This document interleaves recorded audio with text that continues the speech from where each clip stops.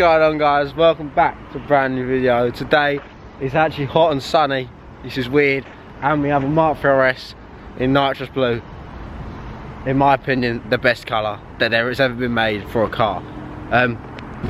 We have the owner here, and so this is, to be fair, it's got quite a lot done to it, hasn't it? Yeah, not too much though. Not too much, but it's got enough to make it unique, and it's got more power than a stock one would. Yeah, not much, but a little bit more. Yeah, so this car actually has the Mk3 375 pack on, full induction kit. You've got the Mk3 catback exhaust. As you can see, we've got like all the TRC side splitters, spoiler lip. The rear of this car looks awesome. Yeah, sick. Tinted lights, mud flaps, and then lots of like Mk3 decals sort of staggered around the car. So it's fair to say this is quite a unique car compared to most of the ones you've probably seen out there. And I've finally actually been able to convince a Mk3 Rs owner to come on the channel and bring it out, because no one seems to want to do it. But we finally got one. It looks awesome. I can't wait to get out on it, and yeah, we're gonna have some fun. But as everyone probably knows, I'm sort of looking into getting these on Mk2, or like I looked at the Golf Rs and stuff, but this was like my main sort of thought of it. This is what made me want to get a new car when I test drove one of these. So we go out in it. This one's actually modified, more power. It's lowered as well. It's got, say, like 20mm H&R springs, something like that. H&Rs, yeah. With spacers and that. 12.5mm spacers. Yeah, so it should be really good. So let's get to it.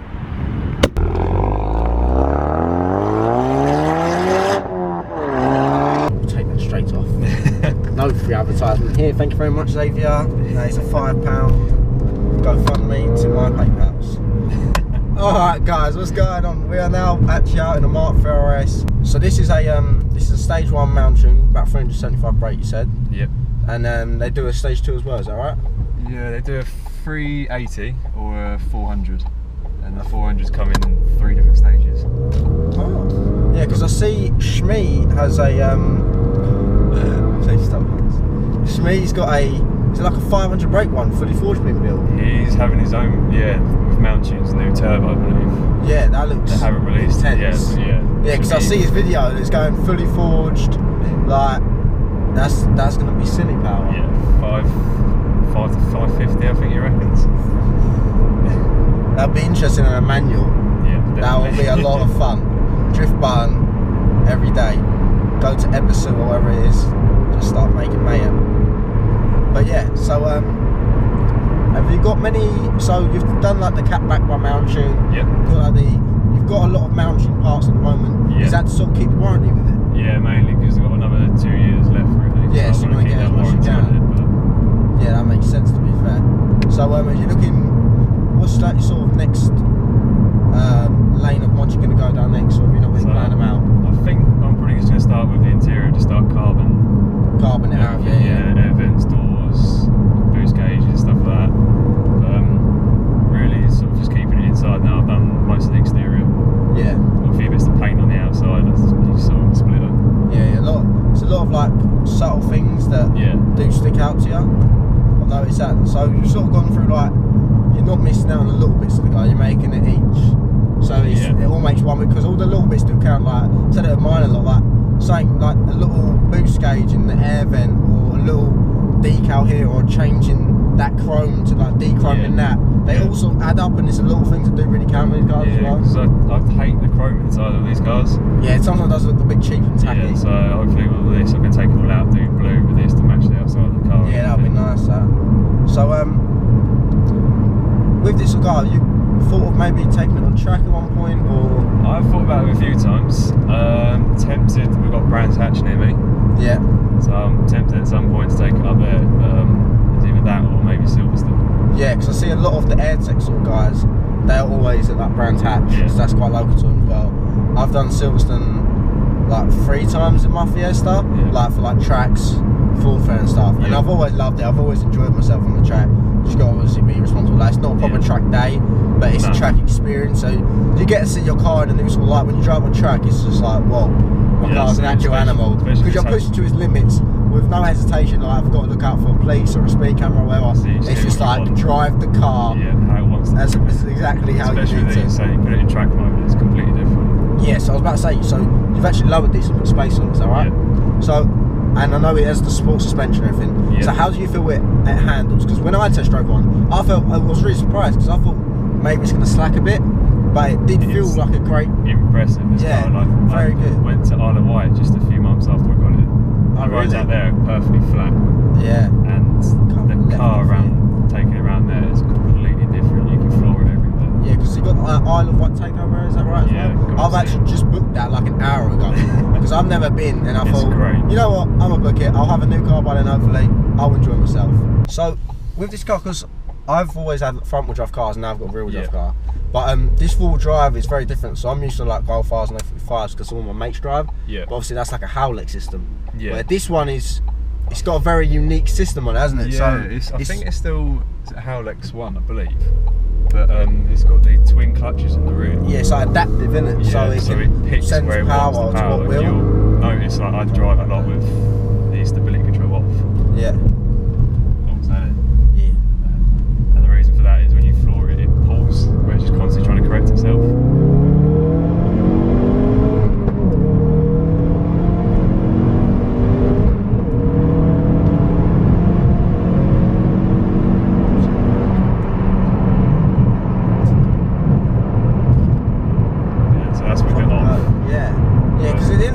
Fighting at all really, no, like it was sort of just gripping and going. Put it back on, you can every now and then you'll notice it just pulls on itself. Oh, it's just sort of like correcting itself and fucking you up sort of. Yeah, you try overtaking the car, you look like you're going miles over there because you're just having to put it back across.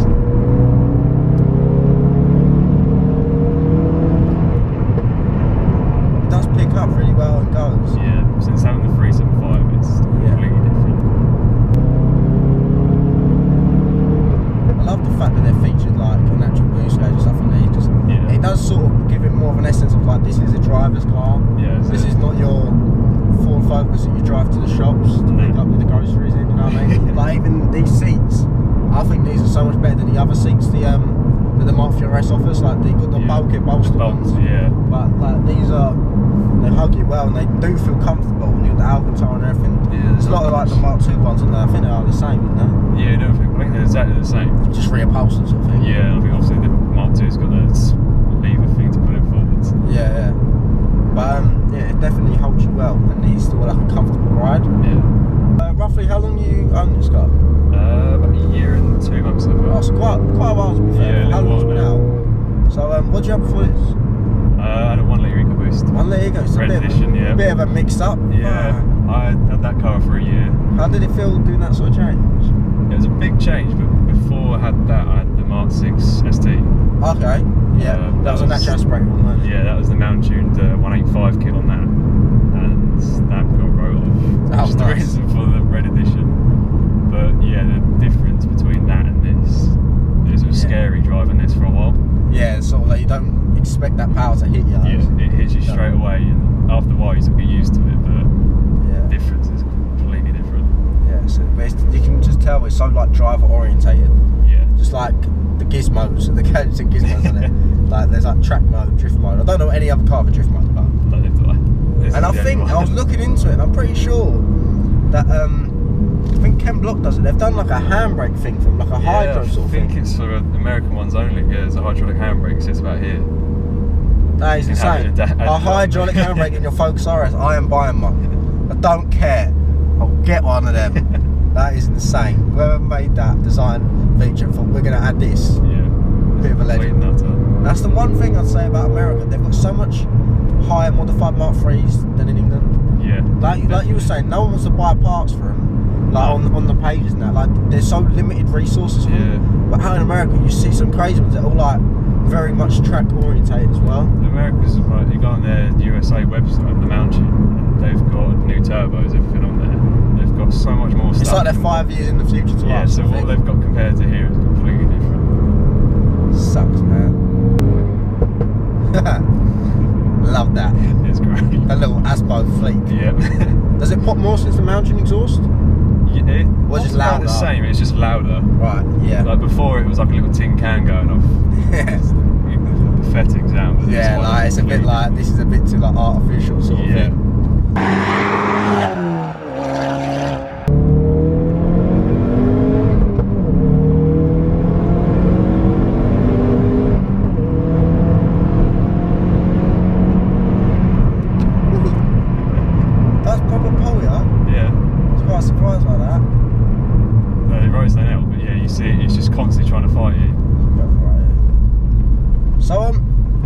obviously the main problem with these cars is everyone just gives, as soon as you mention one, they just say like, well, yeah, they just blow up.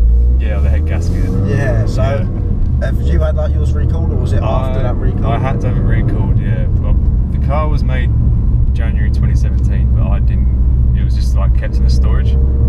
So I didn't actually get it till end of 2017, December.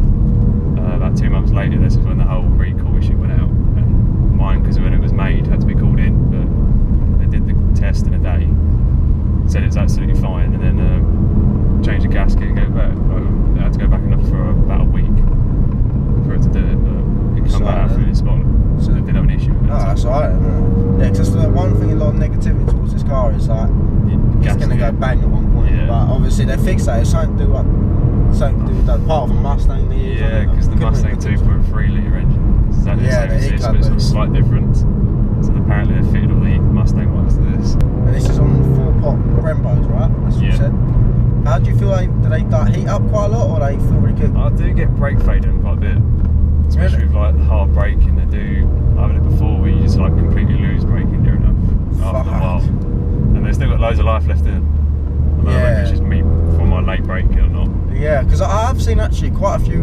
I've noticed when I've gone to like meets and that, when I have seen RSs that have been modified. Yeah. I've seen quite a lot of them run like dimpled and grooved discs on them. Yeah, I've seen the grooved discs, but a lot of the apparently like the mountain grooved discs are just the Ford ones grooved. So it's like no different to the original spec disc. They just grooved them out. That's it. I think apparently the biggest upgrade for us is just to change the brake lines. Brake lines? Yeah. It's stainless steel ones, but the braided lines. Yeah, because obviously it's not very good if your fucking brakes ain't working. You can feel it when you put your foot back down. It's sort of like a bit of a sponginess to it. And it's sort of, this is when you're going for quite a bit though. Yeah. But I know what you mean. I've had that when I've been like when you're driving harder than my Fiesta, like especially on the stock brakes. Just put your foot down. It's like there's nothing there anymore. Yeah, why am I not stopping? You're just hoping that it will stop. Yeah, exactly. It's a bit like shit.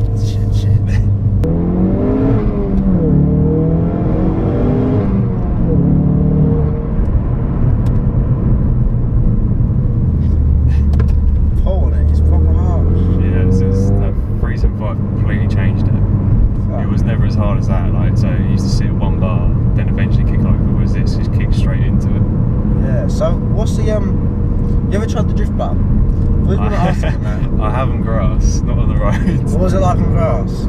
It's easy to drift, it's the slightest tap of the throttle and it will just kick it round. It's easy to do, and it's nice controlled as well, you don't feel like you're losing it. I've done an experience day one of these, not mine, and the ground was wet, so it's a bit different. Yeah. To drift in that, you can just literally just hold it there, foot flat to the floor, and it will just keep going round and round in a circle. That's awesome. Barely have to do anything to it.